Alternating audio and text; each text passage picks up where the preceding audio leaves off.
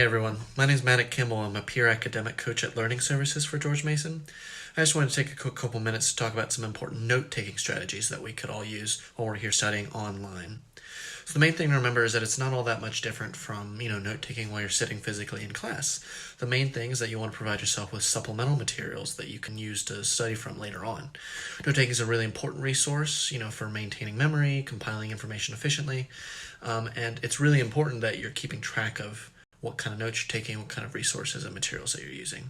So when a professor is posting something on Blackboard, make sure you're taking it down, using it, scholarly journals, PDFs, anything that they're posting on Blackboard, because that resource is there for you to use.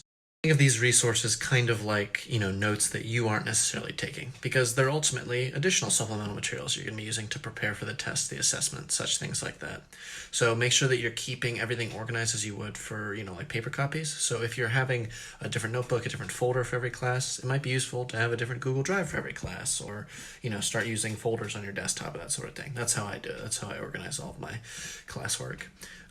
And nextly, kind of like when it comes to actually taking notes, when you're the ones doing it, it's really important to not be transcribing everything word for word. Because if you're just transcribing it, writing exactly what the professor's saying word for word, you're not accurately synthesizing it for yourself so that you can use it later. So it's going to be harder for you to remember later on when you're actually studying. It's really important that you're taking down the key stuff. So this is words, phrases, dates, names, equations, especially something that like the teacher is writing like on the blackboard or on that whiteboard on Blackboard Collaborate Ultra, that sort of thing. If the teacher says it's important, it's important. Take it down. It's going to be harder for you to remember what you're like originally coming up with yourself. So that's why it's really important for you to establish kind of your own system. Use numbers, symbols, use bullet points. You don't have to make everything a strict outline format. Especially why it's really, really important that you're like making clarifying comments in the margins on your notes, or you're asking the teacher a lot of questions if you're not understanding it. Because if you're not understanding it and you're still just writing it down anyway, you're not going to understand it later. So, might as well understand it now. Ultimately note-taking is kind of like a personal thing. Like you're organizing all these things the way that it's most helpful for you. But there are, a lot of general strategies that you can use.